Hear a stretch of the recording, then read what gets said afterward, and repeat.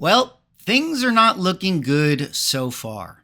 I mean, it's still early, there's still time, but I can't say that I'm optimistic. In fact, this could actually take one entire year before we get it figured out. What am I talking about? I'm talking about the 49ers, who just blew it this past weekend against the Los Angeles Rams. Kyle Shanahan's trade secrets have been leaked. He's been figured out. Every team knows how to play against the Niners. It's over. It is over. In other news, however, it is not looking good for the defendants of the Beckett former employee lawsuit case because, ladies and gentlemen, welcome back to another video with Swaggle. We have ourselves an update coming out of the Paul Lesko Twitter. Of course, the story that broke last week that Beckett was coming after Mark Wilson, current head grader of PSA, and West Stephan, the former employee of Beckett, aka CBCS. An injunction has been accepted that prevents both employees from being able to work at any competitor. So in this video, I want to go through this update, talk about this injunction, and add a little bit of commentary where it makes sense to this case. Of course, I think it's very important for me to keep you updated as things come in so that you guys are aware of the current situation. But of course, before I get into the video, if you guys could like, comment, subscribe, I would appreciate it. Helps support the channel, doing those things. But let us get into this video here today. Now, Paul Lesko tweeted this last night. We have an update in the Beckett v. former employee lawsuit. It appears that one of Beckett's former employees has agreed to an injunction against himself, and it has been granted by the court. Want to live read and see what it covers? Yes, we do. Let's go in. But before we read what Paul has to say, let's actually talk about the agreed upon injunction here. On this day, the court considered Plaintiff Beckett Collectibles, LLC's Beckett, application for temporary injunctive relief against West Stephan. After considering the application, the court's file, and that the parties have reached an agreement, the court finds the application should be and is granted. The court finds that there is a good cause to believe that Beckett has substantial likelihood of success on the merits, and Beckett will suffer irreparable harm unless Stephan is restrained.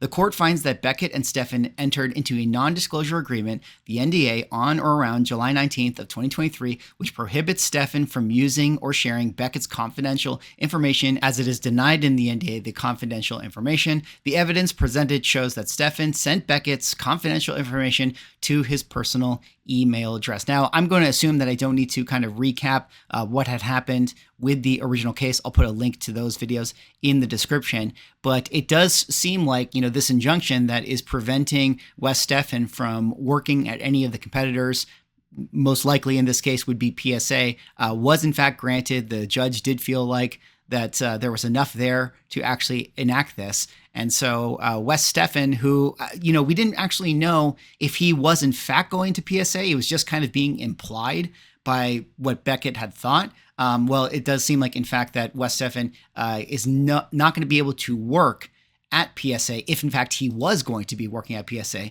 Now, this injunction was also served to Mark Wilson, who is the current head grader for PSA, and I believe that Paul will describe here that Mark Wilson is actually fighting this injunction. As the court states, unless the former employee is restrained or deterred from accessing, sharing, relying on, referring to, or using in any way Beckett's confidential information in his possession, Beckett will likely suffer irreparable harm. So because of this, the former employee and his relatives, agents, servants really, attorneys, employees, etc., are enjoined from a number of things, including transferring, disclosing, using Beckett trade secrets, accessing, sharing, relying on, referring to, or using Beckett's confidential info, contacting, communicating, or even working at PSA to launch a comic book grading service that includes subgrades, and destroying any materials that might be useful in this case, as well as his computer servers or hard drives. Now, a trial date has been set, in this case for September 23, 2025,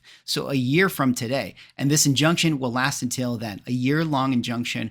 Wow. So there you guys see it. West Stephan is definitely not going to be going to PSA. And you can imagine why this would be something that Mark Wilson and, his team would definitely be, defending or fighting against because, Mark Wilson is currently employed at PSA as the head grader, and PSA had aspirations to launch in 2025. So, if we're talking about that, they have to push his employment back to September of 2025, assuming that he wins his case. I mean, that would be really unfortunate and really tough if you are somebody in the PSA building. Paul goes on to say that, you don't want to fight the injunction. You have to abide by it because, you will get, contempt of court. And then he says this. So this agreed upon injunction covers only one of the former employees, West Stephan. Now, the docket in this case is fairly opaque, so it's unclear what's going on with the other former employee, Mark Wilson, but I interpret the docket as saying he will have a hearing on these issues on October 2nd. So it seems like October 2nd is going to be the day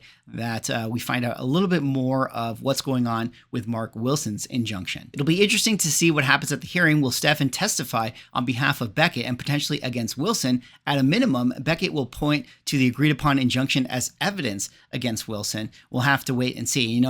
That's kind of really interesting right there, because in a lot of ways, and maybe, Paul could explain this, or someone with an actual law degree can explain this in the comments, but doesn't that seem weird? I mean, Beckett here is implying that West Stephan was going to go to PSA. So by agreeing upon this injunction, it kind of undermines their speculation that he was in fact going to go to PSA. And that was one of the things I talked about with Paul when he was on the channel, was kind of asking, like, how do they really know that they're going to PSA? And how do they really know that they're going to take, say, these trade secrets like subgrades to PSA? I mean, it's one thing to kind of see that they emailed this information to themselves, but it's another thing to actually make that connection.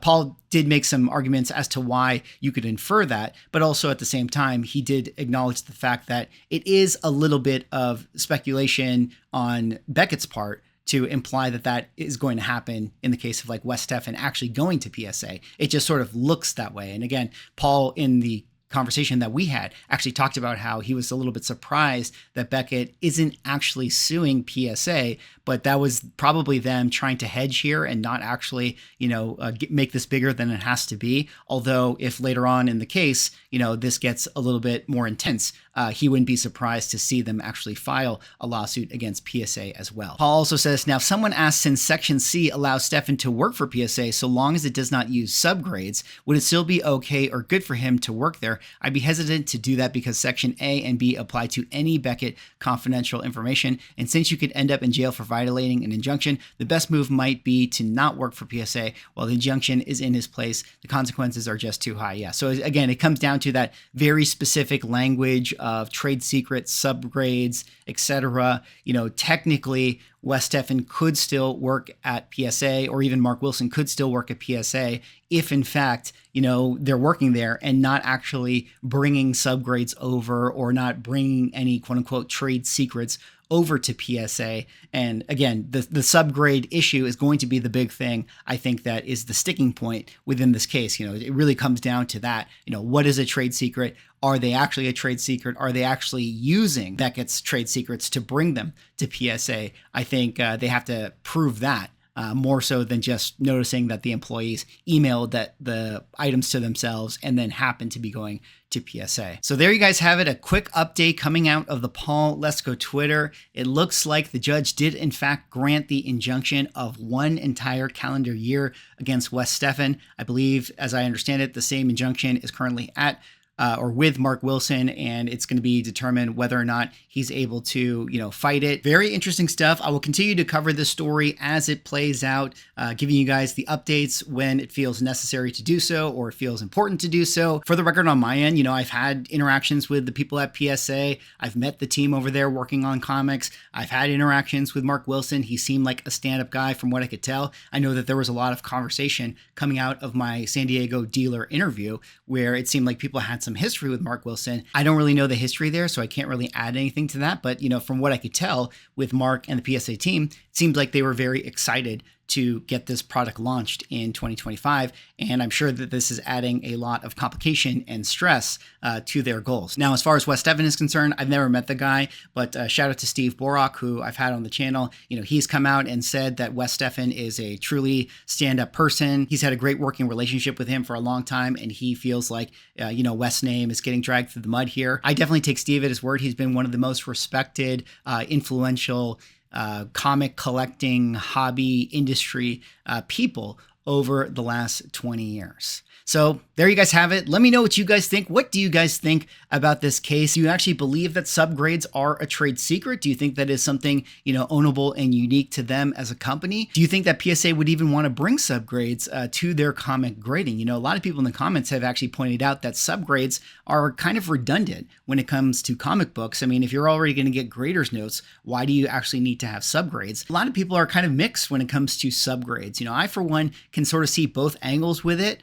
I kind of feel like it's going to be a situation where people are going to throw the baby out with the bathwater. It's kind of like when CGC used to have label notes. Remember when they would point out like one piece of tape on cover and things of that nature, or they would actually say cover detached, and then they removed that? I remember when they removed it, it was definitely a big controversy at the time, but I feel like in hindsight, people probably prefer it overall. I mean, I certainly would assume that anyone who sells comic books is definitely going to prefer it so that they don't have to actually answer to, a cover being detached. But on the other hand, if you're somebody who just owns the book, I mean, shout out to Neo Cards and Comics. What do we always say? Do you really want to know? I mean, once it's in the case, it's in the case, and people are kind of happier to not know that their cover is detached. I know that you guys in the comments are going to be like, that's blasphemy, swag. But at the same time, I'm just trying to be honest and real about it. I think that most people would probably prefer not to have subgrades on a book where it points out that the corners are actually, a 9.0, even though you have, say, a 9.8 in your slab. I think people would rather just have the 9.8, and if they want to learn more about their corners, they can look up the graders notes online.